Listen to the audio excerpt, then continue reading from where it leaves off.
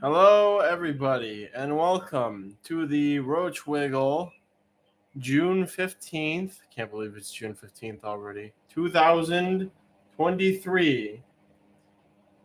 Hello to Anthony Green, Jojo Bugs, Bunkalo Mimus, Tennyson, and Braden. Let's see, what was I doing? I was checking to see if I sent this order that's sitting here.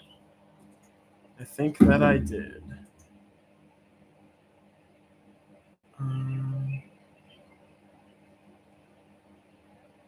Okay, yes, everything on this arrived, so I can dispose of that.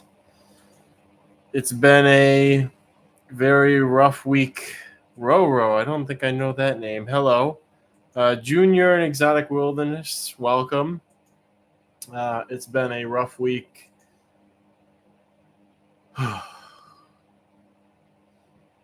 It's been a rough week, guys.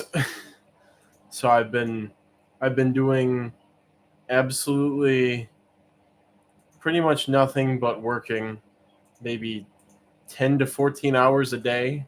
A combination of, I'm the graduate student that emailed you last week. I hope you're doing okay. I'm doing, and eventually I will be okay. Yes, I've been doing pretty much nothing but working. I cleared the inbox. I can't remember how long ago that was. I have no perception of time right now, other than it passes, and every day I have to get as much done as possible. Just checking to see if anything's going on up front. Yeah, I've been doing juniors. Your order has pretty much stayed at the same degree of packed up. I can't remember what I told you when I texted you last. I've just been getting on top of husbandry and packing up bugs for orders. There's some that should have gone out this week, some that went out this week. It's just been a lot of stuff. I'm really trying to get things wrapped up before next weekend, which I'm supposed to go on a weekend getaway up north with Angela, and she's been an absolute doll, helping me trying to help me stay on top of things. What is this hair thing over here? My hair is what I actually, guys, I showered before this live stream. That's something I haven't been doing the last couple. Did not shave though. Did not shave. Alan says, "Why is there an Italian streaming instead of Kyle?" Come on, Italian. Angela says, "I definitely passed for an Italian. Italian passing." How's the new dog, guys? Nazig is a floor gremlin, is a floor gremlin from hell or from underneath the couch. She's lovely. I love her. She is just so completely different animal to Victor.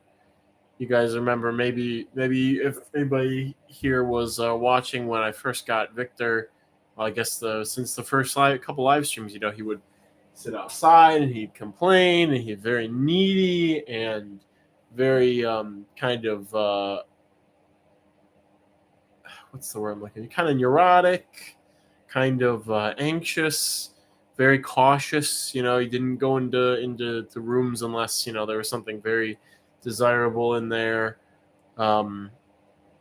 Just a very different dog, and a lot of that was the case until Nazig came along, and Nazig is just the polar opposite. She wants to explore everything. She will follow you into rooms. The front door, I guess it's not a screen door, the front glass door, whatever that some people have as a screen door. Victor has never tried to get out the front door, of his own accord. If somebody's over and the door is open, he would run out. But Nazig, she will push. She understands that there's a solid object there, and she will push on the glass and push the front door open. If you leave just that door, if you leave the main door open and leave the glass door exposed, she will push and get out. She will try to get out when you're going in and out of the house. She's been tearing up various plants in the backyard when she realizes she likes it. She goes on top of things. She goes around things. and Victor follows her. Victor is following her lead. Just a completely different animal, and it's been a lot. It's been a lot to get used to. Victor, of course, he's got a friend 24/7. Victor's been a completely changed dog. He's very relaxed. He's very independent now. Maybe you guys have noticed he hasn't been whining during live streams. So yeah, it's very different. That's been another thing. It's basically my life the last, what's today, Thursday? Of course it's Thursday. The last 4 days has been go feed the animals outside, go downstairs, work all day, cleaning, husbandry, changing containers around, scrapping old containers and failed projects, come upstairs, see the dogs, take care of the dogs, go back downstairs, rinse and repeat. And it's been a lot, and I see the light at the end of the tunnel, and I think by July everything's going to be nice and settled down and settled in.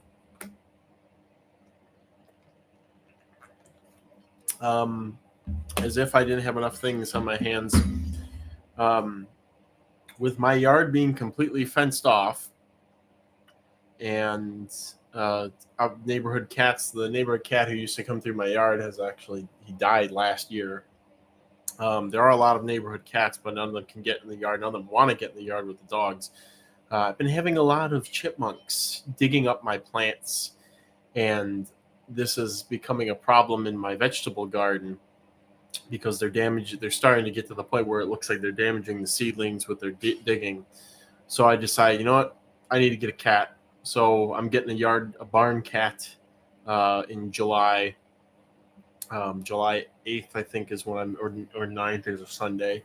So maybe I'll even have to go and get the cat earlier than that. I don't know. To deal with this and to keep them at bay, because they're really, really starting to become a problem around the yard since it's their safe space from the whole neighborhood. I mean, there's plenty of small mammals. They're not at any sort of conservation risk, and I will be doing what I can to make sure that the cat only goes after small mammals and not after birds. But if it gets some house sparrows, I think that's better for everybody.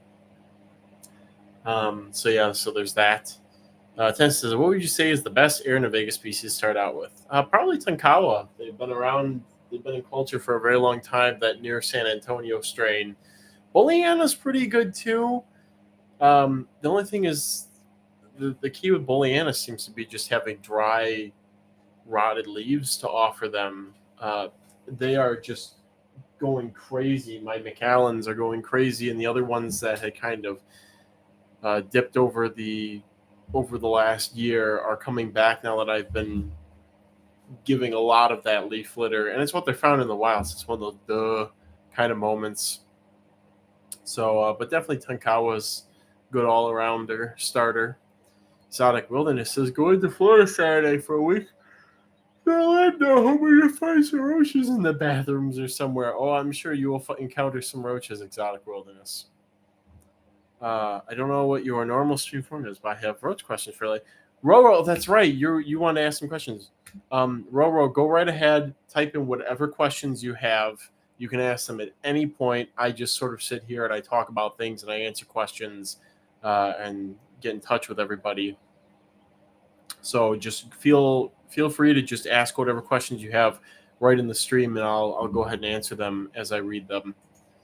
But yeah, it's been quite a bit of stuff going on.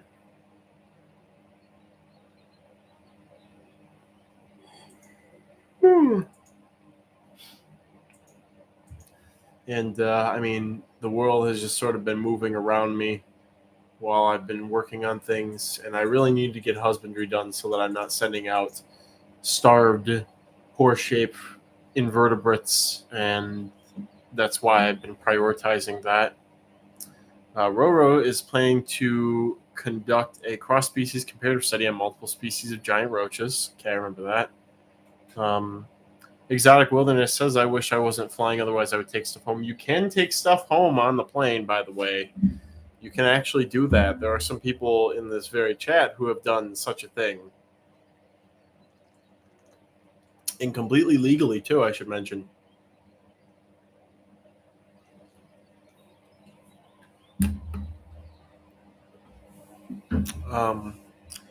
says one of the species they're working with is Leuchia hermetica varicosa, but they've nearly all died off. No idea what I was doing wrong. Jojo Bug says I'm in. I don't know if that applies to international. Actually, now that I think about it. Also, I have to just take this moment to brag. JoJo's was one of the orders that I did ship out, stuff that was in good enough shape that didn't need additional husbandry done, and that was to Canada with permits and with list in the box and customs and all the other fixins. And JoJo's order, after what was it, in transit for about 10 days, maybe, it was sent express, and it was in transit. There's this whole debacle where they sent it back to me, and the only thing they wrote on the box was express, and I was like, what do you mean express? The label says express on it. And it's like, what do you mean express? So I took it back to the post office. I covered the thing with express stickers. I redid the paperwork. I circled all the stuff. And they're like, oh, it probably scanned this instead of that. It's like, no, it didn't. So, but, thank you for helping me get my box back out. So to buy another label, do all this stuff, ship it again. And this time it did. There was no shenanigans. It went out just fine. So it was actually, again, it was in transit for like 10-ish days, and very, very few casualties in the box, with, I think, JoJo, by the numbers, thousands of bugs, maybe about 1,000, reaching that, perhaps. You signed as me also. It was all meant to be. Everything was protected. Roro said, I didn't realize how they were big diggers as far as Leuchia hermetica varicosa is concerned. I wasn't giving them very much substrate. Okay. Yeah, they definitely do like to burrow down, especially the nymphs. Anthony Green says, colony of Aranavega in the Pringles can works. Yeah, that's one way to do it, I guess. I wonder if there's any species you could culture in Pringles cans, maybe sideways. How many inches do you suggest for them? I feel like I say 2 to 4 on the website. I think mine kind of fluctuates from 2 to 4, depends on how freshly redone the substrate is. Jojo says, my only major loss is the Stennis hibernalis, but I have not opened the one pack yet. Jojo, I don't know if I had brought this up, but there are two egg sacs in there. That's why the customs paperwork says like some ridiculous number like 80 plus, is because there are 2 egg sacs from the Stennis in there. So keep that in mind. Exotic Wilderness says, convincing my mom to let me get more roaches. You could just do it and then just say they were always there. That's something I did at least once when I was living with my parents. Roro says, okay, is cocoa coir good? I do my roach substrate mix, which is like coconut coir or coconut fiber, coconut croutons, hardwood mulch, some leaf litter, sphagnum moss.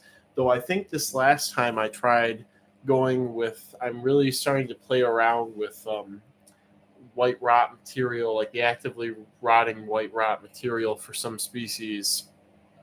And I think I went with that this time, and I feel like I'm very happy with the results, although they will just shred it to nothing over time.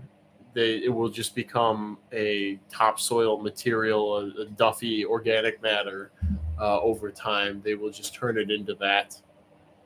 JoJo has decided to be the mother of all these Stennis hibernalis slings. Exotic Wilderness says, I want to get 2 species. If I just do it in the same marsh, you won't know they're different species. Yeah, if you keep them together, just, you look at some roaches and the nymphs are so different from the adults. Jojo says, those recluses traveled so well. I mean, they're recluses. They are very difficult to bother. I think the only way you can really screw up recluses is if you keep them too moist. Roro says, you suggest a blend for Leuchia hermetica varicosa substrate. Yeah. Again, eventually they will just shred it and eat it down to just a powdery organic fluff. And I will usually just stick with that. I'll just let them be in that for a couple of years, and then if I notice the colony's getting a little, I don't know, if I start seeing nymphs die, like usually when I check the colony every whatever, I'll find 2 to 10 dead adults. But if I start finding dead nymphs, it's a sign something's really up and I need to do a change of things. Speaking of which, I think it had been about 2 months since I had last done roach husbandry, which is a testament, or in the basement, in the bug room, it's a testament to just how much other stuff I've been doing and haven't been able to do that. And it's just, at some point, I think, what did I see that was sort of on? I think my Paranophyta lyrata were not looking so good. And I was just like, okay, this is the sign that I need to prioritize this and take care of this problem at the moment. So, and I don't know if I'm going to do it here tomorrow or if I'm going to continue doing packing for shipping stuff. But this I did do since I got back from Alabama. This has been done reasonably recently. I think May 15th, so it's going on a month. So it really should be done sooner than later. So I might actually do this tomorrow. I might actually go through and do this room. It's weird. The conditions have been fluctuating in here because it's been cold and then it's been humid and then it's been hot, and so things do need to be checked on. Some stuff has flower pot mycelium creeping through the substrate and needs to be redone. Like, and some things are crowded. The Euthalastoblata need to be redone. Just things that need to kind of be wrestled into control before a whole collapse of a species or something happens. Roro says, I keep Exotic Wilderness says too, Roro, I keep hissers, but for my substrate, do coconut fiber, rep the soil, rep the bark, oak leaves, and a mix of other dead leaves. Jojo says, one of my recluse packages was slightly ajar. Maybe a giggle, wish you left one open. Did they inspect them maybe? Is that why it was ajar? Exotic Wilderness says, Kyle, for 1,000 subscribers, you should do bug room tour. Maybe I could do that. We are, again, I don't know if I said this last time, or was the last live stream last week? I can't remember. Kyle's got dementia. We are looking at properties right now for purchasing and trying to look at finances and what we could do, and is it more feasible to buy somewhere with a house already there, or buy a big flat piece of land and have a house built? Not a big house, nothing big and fancy, just, something that has the floor plan that can be added on to decades from now or a decade from now or whatever. So we're in that process right now. And if there's some movement with that, then there could be a bug room tour sooner. Well, not sooner than later. There would be a bug room tour probably shortly after everything was moved. Plan to be very methodical this upcoming time with how things are done. Perhaps even doing husbandry, probably doing a round of husbandry as things are moved. It would probably be the best bet is to have things moved, take care of them, straighten them up from the move, and then be on to the next set of stuff. And that would cut a lot of the losses that I saw last time, I would imagine. Anthony Green says, I just found my second generation of adults of Gyna CF sculpturata that I got from you last year. I'm so freaking happy. When do you personally consider success of keeping a species? F3. I think F3 is a reasonable time to celebrate. Congratulations. That's still huge. And usually once you get them to F2, you kind of you have a good idea of what you're doing, right? But really that F3 really cements it, I feel, because then you've got babies of the babies you produce, which means you've closed the loop fully. Temperature issue. Yeah, it could be a moisture issue too. Dubia take extremely dry conditions. They might actually be the most dry tolerant cockroach species, and possibly one of the most cold tolerant too. I was doing some looking around at some articles, and they were doing temperature trials with dubia or blaptica, whatever they are. I think somebody said their genitalia does not match actual dubia or something like that. So these hobby blaptica can survive below freezing for periods of time. I think they were doing ice water dunks or using ice cubes on them or something. So they're dry tolerant. They're very heat tolerant or cold tolerant too. So it could be a diet thing too, giving them here comes the sun, diversity of food options, so they aren't just eating water crystals and powdered roach chow or something. Jojo Bug says no, it was the pressure from the packaging making me take maybe me taking the paper out slightly brutishly. Well, it's good that none of them got out, and it's amazing. Did it look like they really checked into the box a bit? Exotic Wilderness says, also, Kyle couldn't make it to the June Expo, July, so we'll go in 2024 to one if you just tell me when you're bringing lots of stuff. August might have lots of stuff. I had a good amount of stuff this last expo, surprisingly. Also, Exotic Wilderness, I'm not sure if you see my table since I got the new fancy lights, but I got some nice lights that really show off the real color of a lot of things. They definitely make the table a lot more interesting and cozy than the old center one that I had to adjust and all that stuff. Roro says, I'm curious to know what species you think would be most interesting in a comparative study looking at a variety of difference in learning and memory. I'm going to do giant hissers and orange heads. Paraplaneta Americana is a good one. I feel like they're probably one of the more intelligent roaches. For another bladed, maybe a Eurycotis like Floridana. I think you could do Blaptica too, obviously. I'm trying to think of other roaches that probably have more complex environments to navigate. You probably want to look at things that are long-lived. Intelligence and learning is much more handy in species that are longer lived than in shorter species. So I would think that many ectobioid,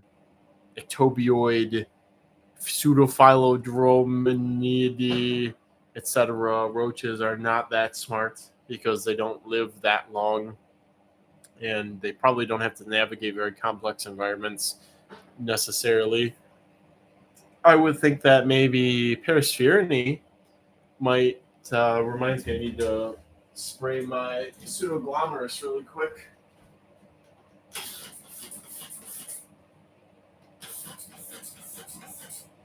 There we go. Although the room humidity is 58% currently because it rained earlier. We have finally been getting some rain the last 4 days, which is just phenomenal, and everything is looking so lush and beautiful out front.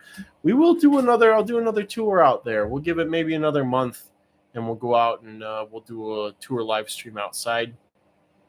I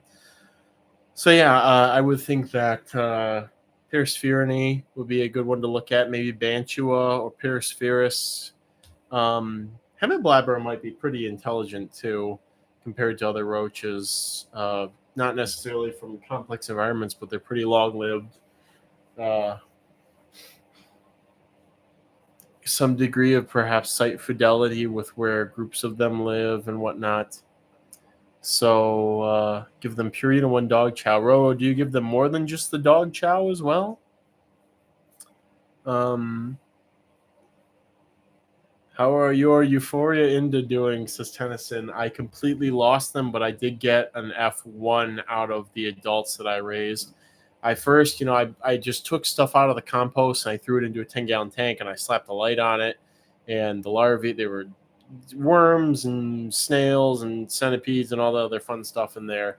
And then I've got adults out of those and I set them up in their own sterile, clean container and could not get any larvae out of them for months. So then I was like, oh, they probably want to be cooled. So then I cooled the whole container. And then at some point I was just like, they've been cooled for like 2 or 3 months. Let me take them out of there. So then I went through and grabbed the adults that I could find in the container, lost a whole bunch of them, set up the last of them in a container, like a smaller cup, because I was down from like collecting 200 larvae to like 50 adults that overwintered to like 20 adults that or 50 adults going into overwintering, 20 adults coming out of overwintering, and then those I finally did get some larvae out of them, but then when I went to check on the container again, all the larvae had vanished. So not a success. There's nothing like raising Euphoria sepulchralis, which is just so easy. I will try them again if there are larvae in my compost. But it was so dry that I wasn't finding any larvae when I was digging through there. Because a lot of the fresh material that I put in has not really begun to actively decompose, and they were really in that sort of older, like year-ish old material in the compost. So, maybe if we keep getting some good rains, if our actual like rain schedule keeps up for the rest of the summer, when I go to dig in like mid-July, there might be some larvae in the compost.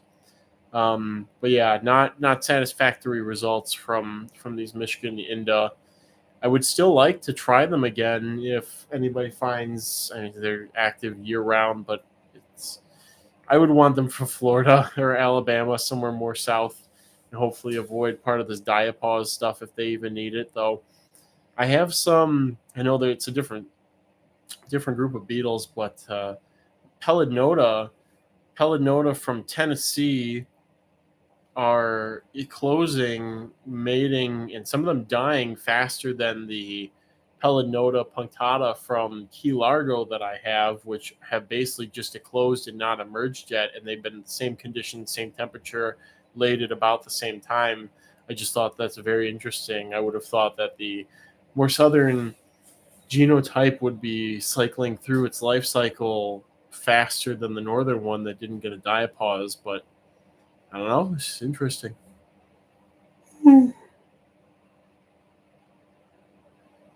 Oh, it says looking at giant roaches in particular.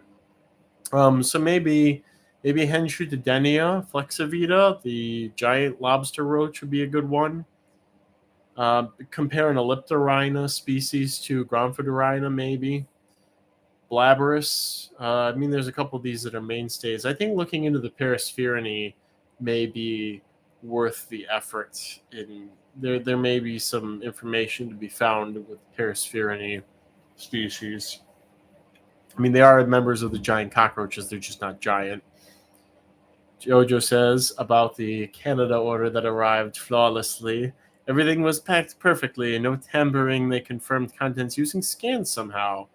How could they determine that all those jumpers and everything were what they were labeled as using scans? I don't know. It seems a little outrageous. Perispherus punctatus. Yes, I had mentioned that. It's the only Perispherus I have and have available currently. I wish I still had Pygmaeus, but honestly, punctatus seems so much easier. It really scratches the itch for the rolling up cockroach. Exotic Wilderness says, how long does it take for Gynolerita to grow up?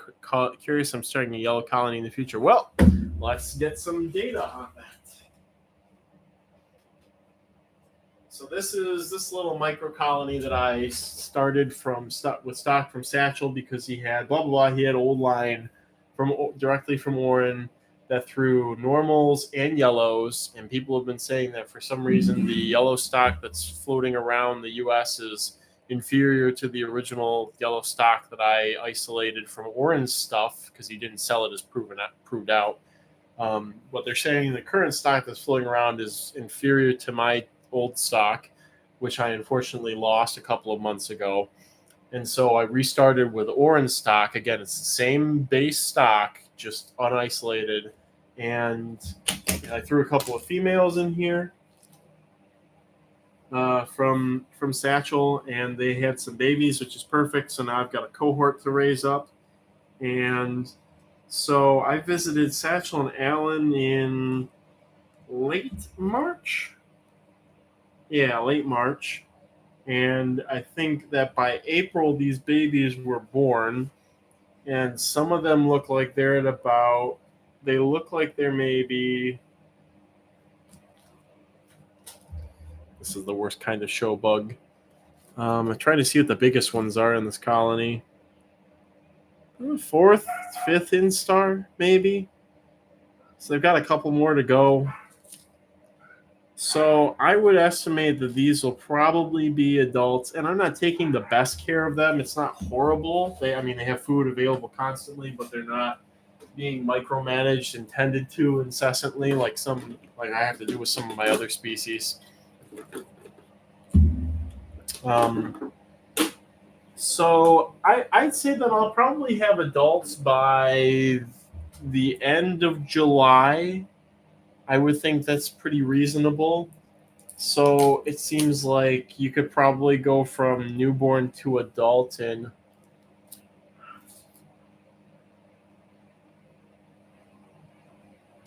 4 to 7 months, depending on humidity and crowding and care level and temperature and all this stuff.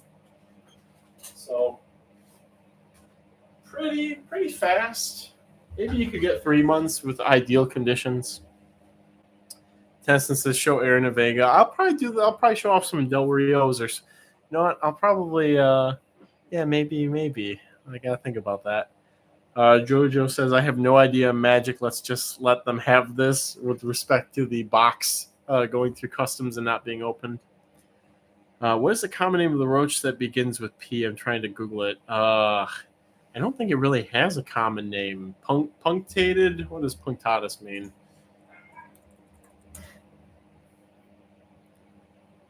Pointed?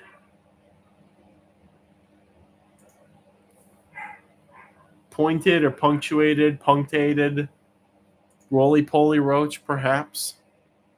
Orrin McMonagle is a very long-standing bug keeper who has many accolades to his name and many, as some like to call them, pamphlets published on various aspects of invertebrate husbandry. He is alive, and although you could perhaps argue that he isn't alive, as he is currently found in Ohio.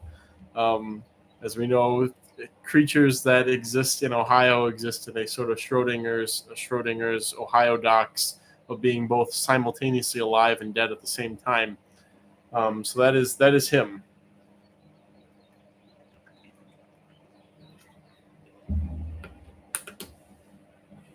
Yeah, it's a meme to joke on Ohio.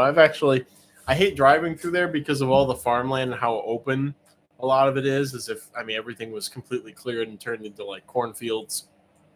Which surprisingly, Michigan has a lot of forest and sort of breaks in our agricultural land in a lot of areas.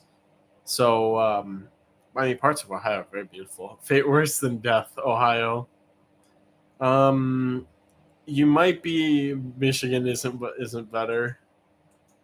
You might be able to actually Roro. I don't know if he wants his email information publicly distributed, but if you shoot me an email, I can send you his email, a way to get in contact with Orrin in case you need any information from him.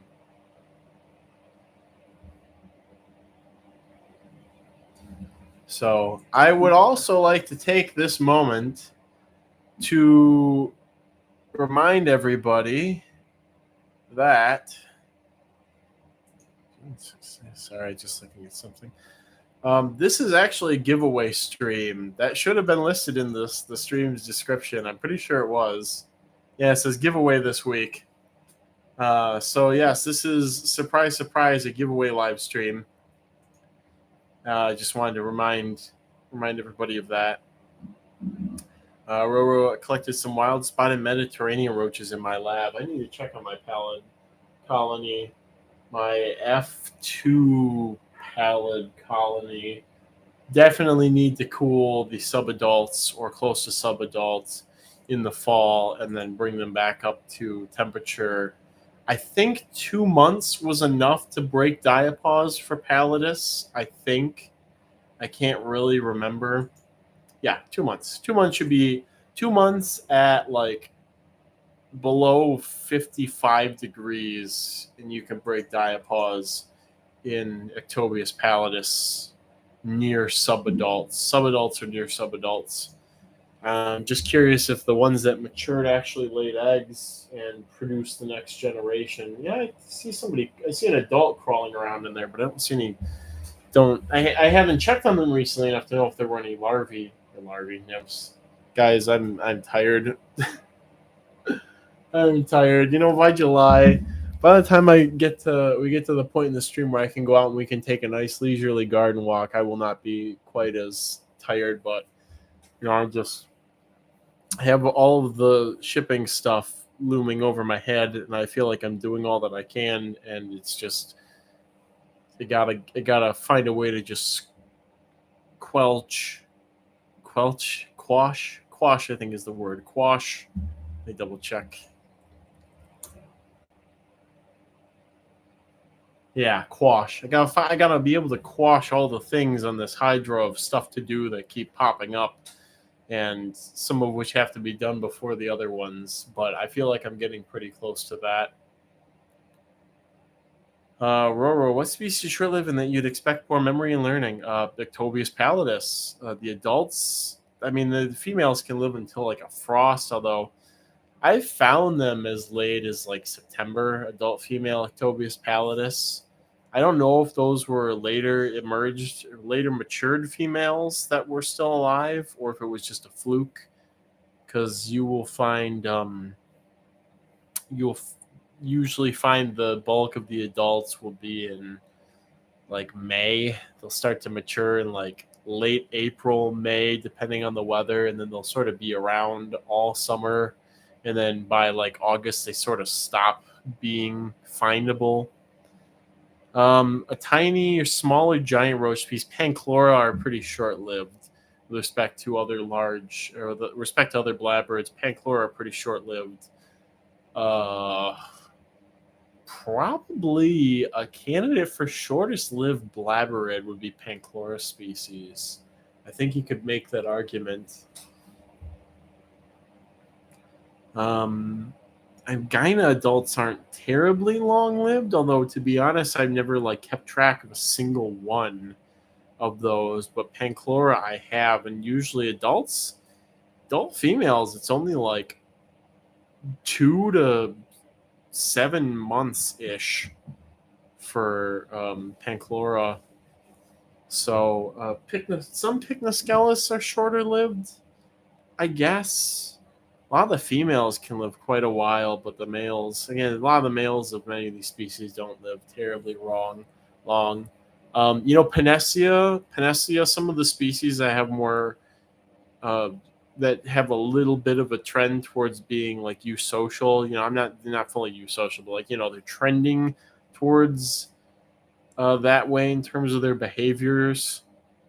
Panacea, Salgania, and Caudelia, those could all be worth a look into. And those are all blackbirds, obviously. Macropanacea are, I don't know. They have some complex behaviors, but there could just be very specific wiring for those things because supposedly their brain is very reduced in size. So I'm not exactly sure how good that would be. But yeah, for shorter end, Gyna, Panchlora, maybe Pycnoscelis. You could do Paraplecta because their Paraplecta are so tiny, but the females might actually be very long lived. Maybe even like a year. Maybe even. Again, I've never really kept track of it, but Paraplecta might have pretty long lived females because of how tiny they are. They're also very easy to raise. So Paraplecta, I would say if you could look into Paraplecta, that would be a good one. Again, being the tiniest of the blabberids. So,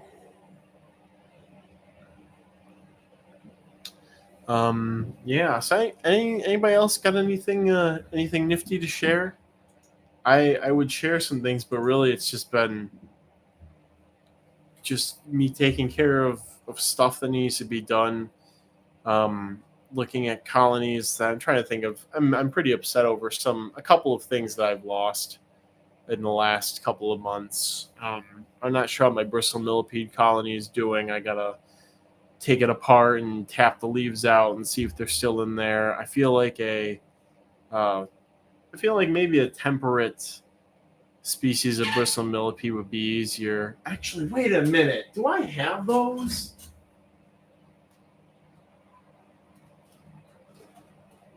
When I was in Destin, I did collect some bristle millipedes, and I just threw them into one of these like containers of miscellaneous things. So it's possible that I have some temperate bristle millipedes going. I saw something move, and I'm pretty sure that I saw them one of the times that I looked into here. I think in that one. Is that Selena baby? No.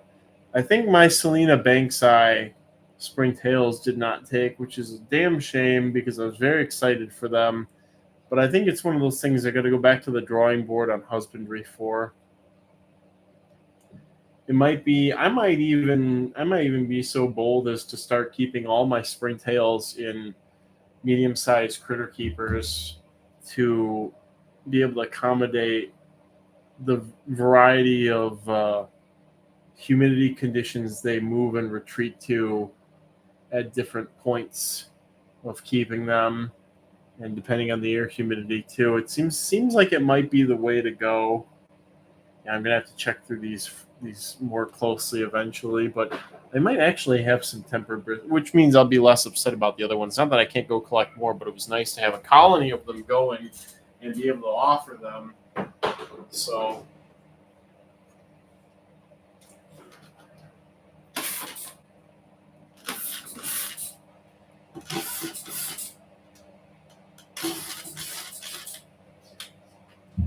and basically, I'm getting into the mindset of have I ever? I'll go ahead and answer some catch up on the queue here.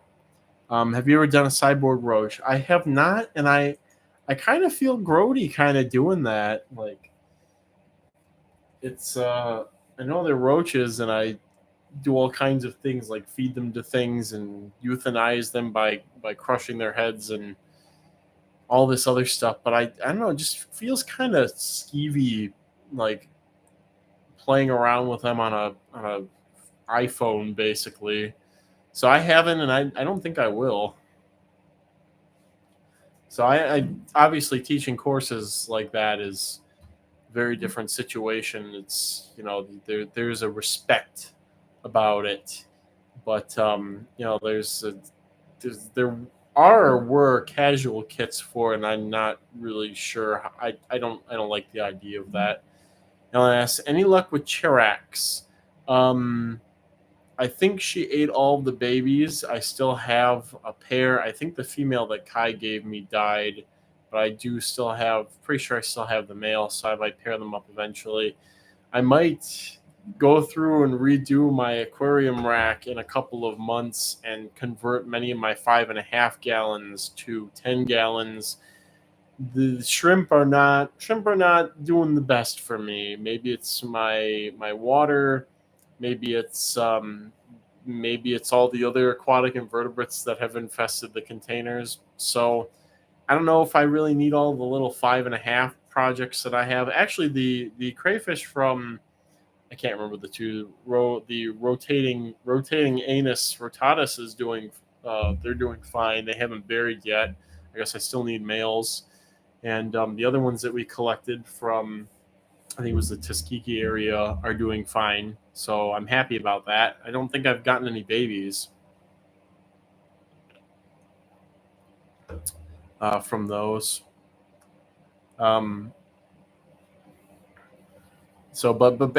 Basically where I was going with this train of thought is I've been doing really well with these extinct in the wild live bearers, and I think I'd really like to shift over to focusing on them.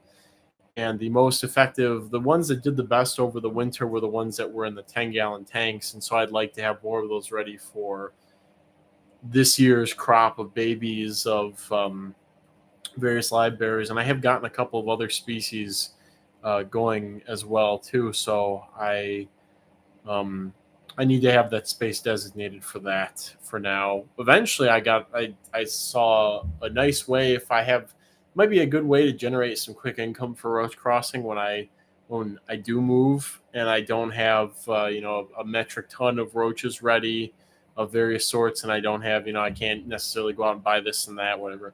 But they're these very large, affordable tubs that I can use to farm various live bearers, and I feel like that would be very cost effective. So it's something I'm looking into and would like to do. Tennyson says 150 plus to the Phyllis Chiricahua. Mine are doing so right now. I feel like I haven't seen any babies pop up lately, so I don't think they're in any trouble just yet, but I got to keep an eye on them. Anthony says, super stoked about my Oblongata colony coming back. I'm getting Brevicornis and P. punctatus from TJ today. And I also just got my first adult bisannulat from a group I got from Junior a bit ago. That's good news all around. Again, a lot of people's Oblongata are having babies now, and I really think it's because humidity is going up, or with furnaces being off in houses or whatever, there's less airflow, so there's less drying out in containers. Because my Oblongata were struggling all winter, and just like finally now there's a good crop of babies that just popped up. And not just the Oblongata. My species unknown finally had babies. There's like 50 babies in there, so I'm really happy about that if they actually turn out to be a pure species. My LLE mahoganies, like my next generation of like selections, were not producing any babies all winter, and finally there were babies when I checked today. There have been a couple of things that I've been happy about amongst the other disappointing things. My Desmosites, was it purple or pink dragon millipedes, have been breeding like crazy. There's orthomorpho babies. Trying to think anything else that's happened. A lot of my Choctella, I finally took them out of the cold room and put them into the bug room at full temperature because I was like finally ready to finally had space for them. I finally had like fresh materials ready to put in with them. And I think I only lost one Choctella Hubrichti over the winter. I think I lost maybe 5 Cummins-eye. I mean, some of those Cummins-eye they're over a year old now, so it's not too surprising. But I think I only lost one Hubrichti, and so that was good for me to see. I thought I lost all of my, I think, Lafayette Parish Narcissus Americanus, and I found maybe 30 or 40 babies in the container, which are now being set up into a new, better container. So I was really happy about that. So there's been some good. There's been some bad. It's just life, I guess. I just it's kind of a pain to have to put all this effort into setting up something, and then it dies out, and then you have to dismantle the container and sterilize everything, and yada yada yada. Roro says, thank you for the information today. Very cool. You are very welcome, Roro. And thank you for joining us. Again, feel free to ask any other questions you may have if you have them. Alan sent me some fun things, some fun isopods, and some fun other stuff. What did I do with all the Trachelopus caucasius are very nifty. Yeah, I think if a lot of my isopod colonies continue on their current trajectory, then if I do a fall auction, there's going to be a lot of isopods, guys. There's so many isopods. That's all I can say. I'm trying to think what else. Projects I should release. It's a lot of things to do. I got to update the website. Homepage says that I'm taking 2 weeks off of shipping stuff in July, and that's basically to kind of clear out any queue that's built up until then with auction orders and email stuff and all these other things. That's just to clear out that queue and sort of get me back on track with things. And then also in July, again, I'm not doing it until all the final auction orders are shipped. Chris Jr.'s, a couple of people who are waiting on Rainbow Stags are the ones that are remaining to go out. But there's gonna be another auction, either the 29th or the 29th of June or the 6th of July. Just because there's some things I didn't put up last time. It's nice to have some more money than less money. Blah blah blah. TJ, no, I have not sent your package out yet. I actually had to talk to you about some stuff I was going to. Also, hi TJ. I was actually going to talk to you about some things I could include. There are some darkling beetles that from the trip last year that are producing more. I'm waiting for another crop of larvae from some of them. I got enough adults to get the next generation going of some of them, and then things dried out because it's been so long since my last husbandry. But since the air humidity is nice and high, all the adults are fine. So I'm just going to wait until they produce another round of babies, and I can send you some stuff like those. Oh, what's that one? Eleotes schultzii or whatever that one really weird one is with a long name.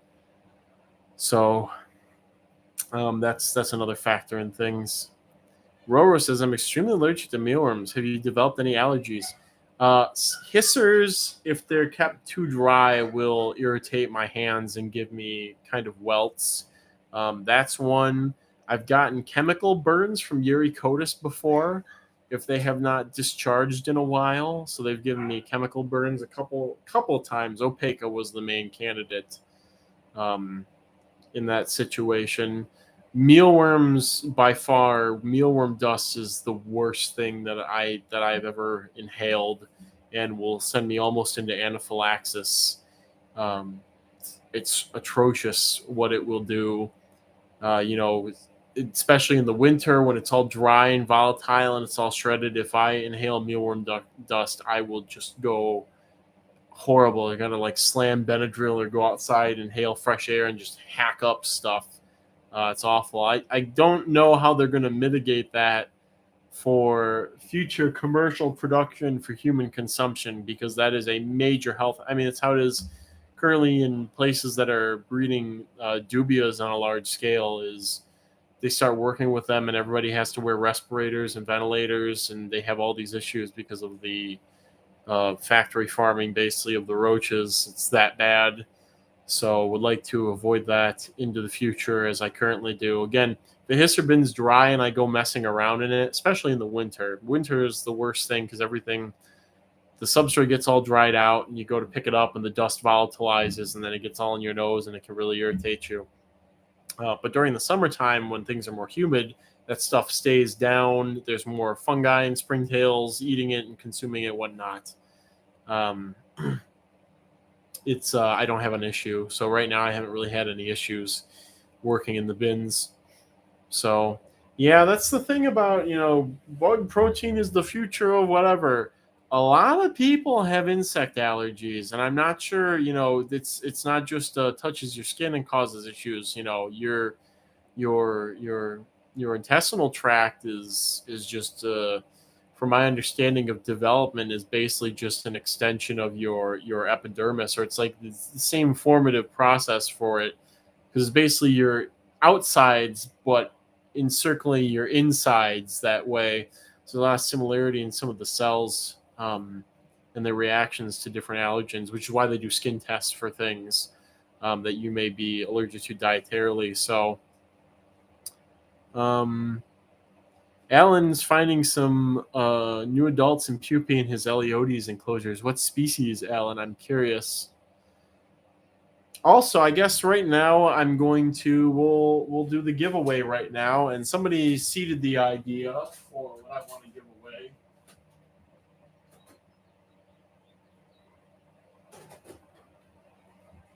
Also, this new line of Neostylopyga from China is doing phenomenal for me.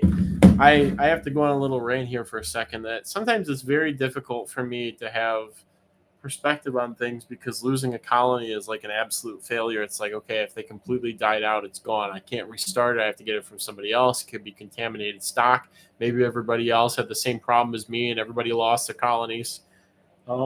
So it's very easy to be very tunnel visioned on failing and losing colonies of things without seeing the bigger picture of what's doing really well and thriving and whatnot. So with respect to that, one of those situations is these Neostylopyga and some of these hissers I've gotten. It's like, I don't worry about losing my Elliptorhina davidi anymore. I know that I'll always have that colony now. And that's not something that I could say 5 years ago. I was very concerned about losing them, and people still have problems with them. And nowadays, it's like things like these Neostylopiga, where they're doing so well, and I don't even acknowledge that. Oh, hey, these are doing well for me. I'll probably have these now for forever. It's sometimes the perspective is needed, and it's not always there. It's also nice to come on the stream and talk about things that are doing well, and ignore the things that aren't. Okay, we're gonna do an auction for. Show Aaron a Vega. Show Aaron a Vega now. Wow, this is dry. Yeah, guys, I'm doing husbandry in the office tomorrow. This container, it's still got some moisture to it, and they are an Aaron a Vega. So with the air humidity high, they can get their moisture from the air. But these guys definitely need a round of husbandry tomorrow. Everything in this room does. So that's what I'm going to be doing, I guess, and then packing after that. So we're going to do a giveaway, which is postage paid, all this other stuff, shipping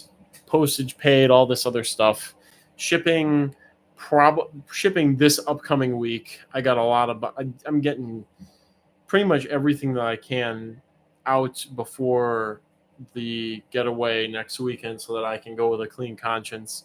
So this is Aaron Vega, Boliana, locality from McAllen, Texas. Although it's not really anything exceptional compared to other Boliana localities I've had. You know, Del Rio has the more darker individuals, and that's sort of the appeal there. So this is, let's see if we can get this. This female's being pretty nice. So this is Aaron Vega. Oh, she's got a good grip on there. Aaron Vega, Boliana from McAllen, Texas. Oh, look, you can see a predatory mite going right by that scar, too. We're going to do 20 of them. Start a colony of 20 mixed sizes of Aaron Vega, Boliana, McAllen, Texas. But now I just have to figure out what I'm going to ask for the giveaway, what the question or something is, because you guys know there's always a question or a catch here. So I got to think about that. Give me a moment here. Always with the make it Aaron Vega related.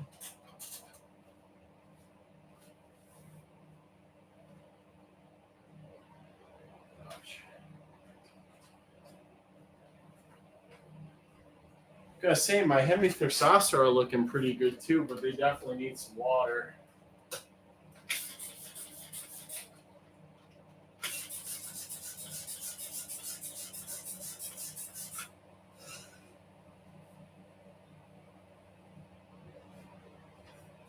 Actually, looking at the Hemithyrsosa colony, I'm almost debating putting them into refreshing the container after, 2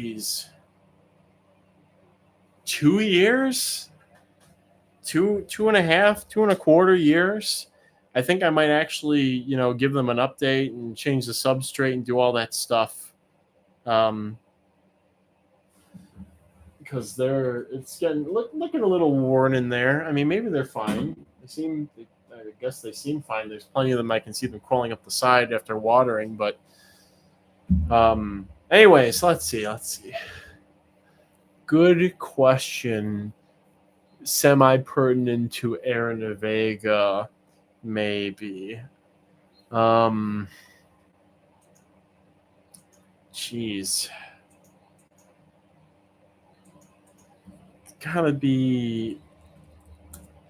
Okay, I'm looking.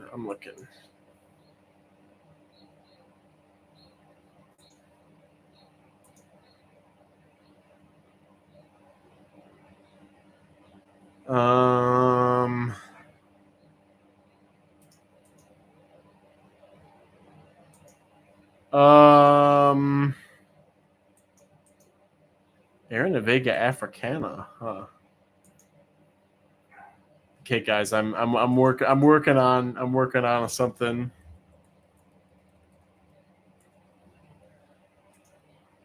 All right.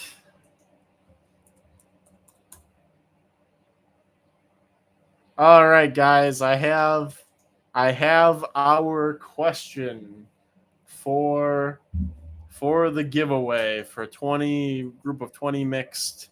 I'm gonna write it in here.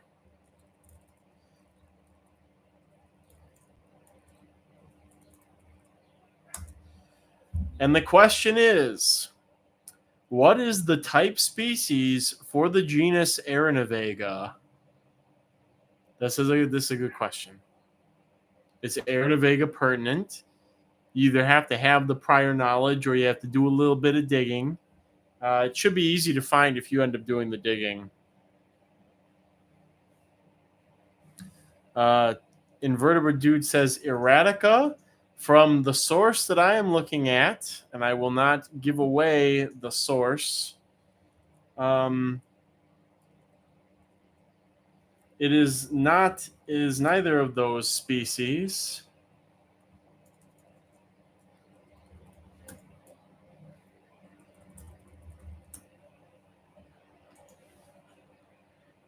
None of those, according to the source that I'm looking at, and the source is pretty definitive, the one that I am looking at.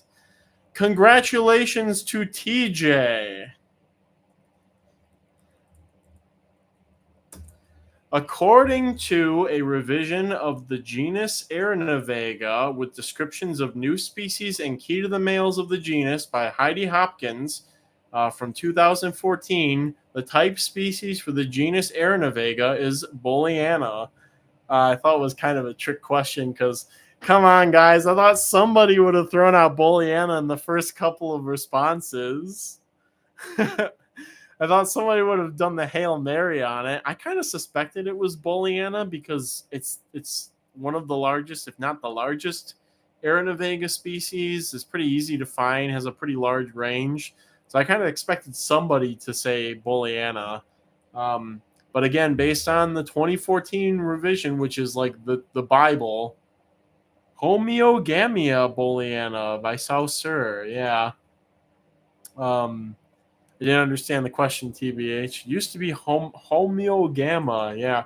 It's interesting because she does list, what is this? There's no page associated with it, but she does say Aranavega Boliana Saussure by original designation, directly verbatim in the publication. So, anyways, yes, it also says Red 1903. Anyways, thank you to everybody for trying. Again, could have Hail Married. Could have Hail Married there. Trick question. Maybe I'll do another trick question like that in the past. So, DJ, looks like another thing is coming in your box. I guess it saved me some money for shipping stuff. So, yeah. Anybody have any notes or anything to any notes here or anything to share? I would like to. I'm just gonna bring up one thing that some of you have probably already seen, but on the I'm taking notes on trick questions, says Roro. That's funny. Alan says, I'm surprised no one checked CSF. Yeah, I mean, I just pulled up the revision to see what the type species was. I assumed it was going to be in there, and it was. Anyways, some of you may have noticed on the Roach Crossing page, are your Aranavega floridensis Lake Placid still alive? Yes, they are, and they have reproduced, actually. I moved them to a smaller container. I took them off of the whole heat, light, everything set up. I'm trying something different. Mine, again, I'm on my F1 from the ones that you guys originally collected. So the ones that the females you guys gave me had babies. Tampa are on their F3 now or something, but they're just not taking off. I gotta figure out why the high nymph mortality. If we can just figure out nymph mortality in Aranavega floridensis, the rest will make a lot of sense. But as of right now, I have not been able to figure out what is really causing nymph mortality. How are your Sculptrata doing? I think I missed it. If you answered already. There are some fresh adults that have matured, so the colony is looking up. But when I checked yesterday, there weren't any new babies born, unfortunately. So again, the Gyna curse continues, where all Gyna in my collection can be doing well except for one, and right now that's Sculpturata. But I haven't given up hope.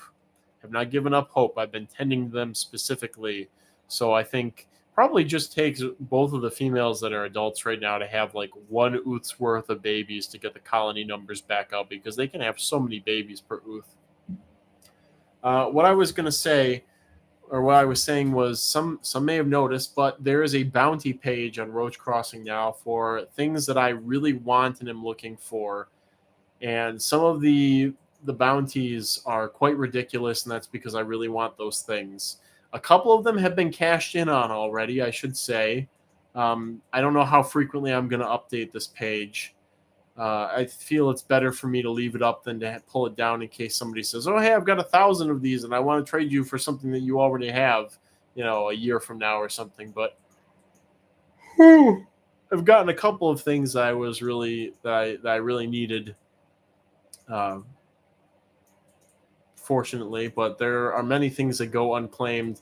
The Pelodonta punctata from the Great Lakes region is something that I'm hoping Kai will be able to get me, but I'm not sure with his busyness this summer if he'll be able to get me those. But just even from Michigan, I need that genotype still, and so that's why it's up on the bounty page. And there's a couple of other things. There's a bunch of older isopod strains that probably have been destroyed or lost or mixed with other things that I really want pure stock of, and so those bounties remain up there. For example, if anybody has pure whiteout scaber that they can trace back to me, like somebody said, "Hey, I bought some of these from you back in 2015, and I haven't done anything with them, and I still have them. They're cool, and I love them.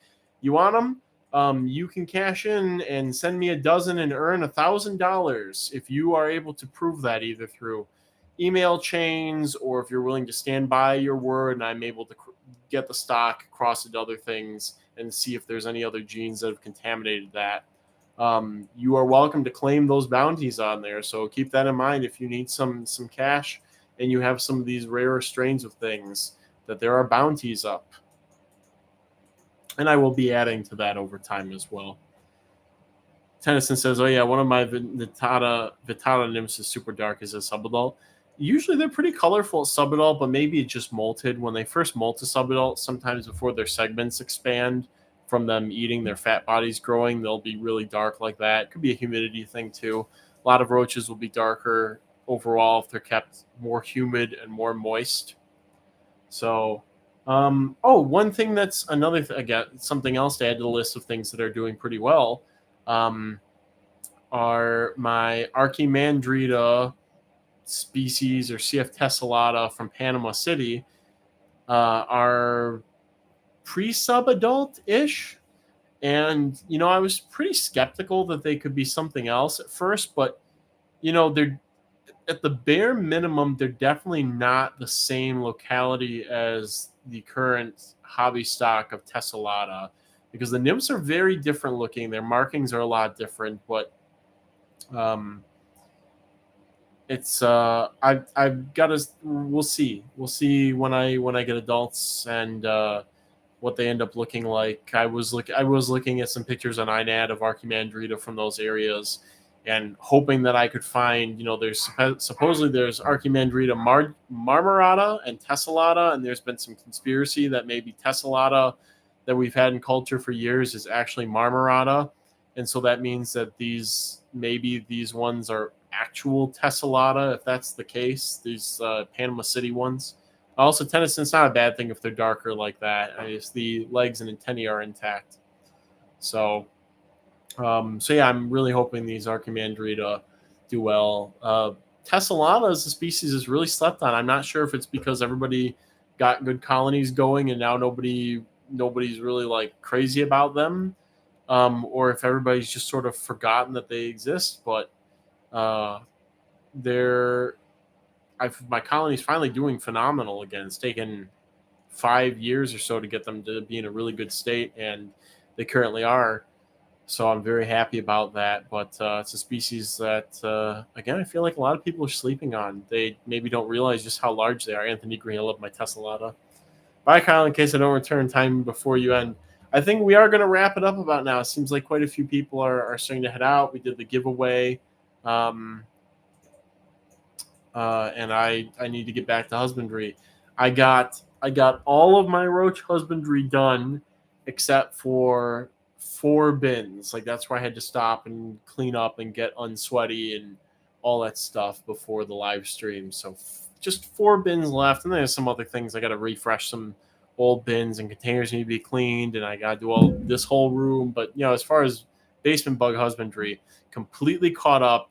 Just need to bum rush a round of isopod husbandry, maybe next week or maybe the following week, and I'll be on a really good schedule again. So, some junkers coming by and picking through the neighbor's trash is pretty nifty. Okay. Everybody, thank you for joining me. This is a pretty good length stream. I wish I had more exciting successes to talk about. Maybe some of the things I talked about are very exciting to you guys. I guess the Archimandrita thing is something to look forward to. Yeah, I'm gonna keep chugging along and getting the last of the auction stuff done. It's been a real slog, and I'm seriously rethinking how I'm going to do the fall auction because it's a lot of things. Jojo, it was good to know that your very large box of outbound bugs to Canada made it in great shape. I'm very thankful for that happening. And Roach says it's just interesting to see people with similar interests. Yes, we are quite an eclectic group, and I love it. I love all the regulars. Thank you guys for coming out every month. I hope you enjoy losing the bully out of the TJ, but maybe I'll do a giveaway next week too. I don't know. Once I get on top of shipping, I don't have to feel so bad about like adding more things to the queue. So, okay, everybody, we'll wrap things up. Thank you for attending. I'll see you all next week, and until then and beyond, may your cultures ever be bountiful. Roach Wiggle out.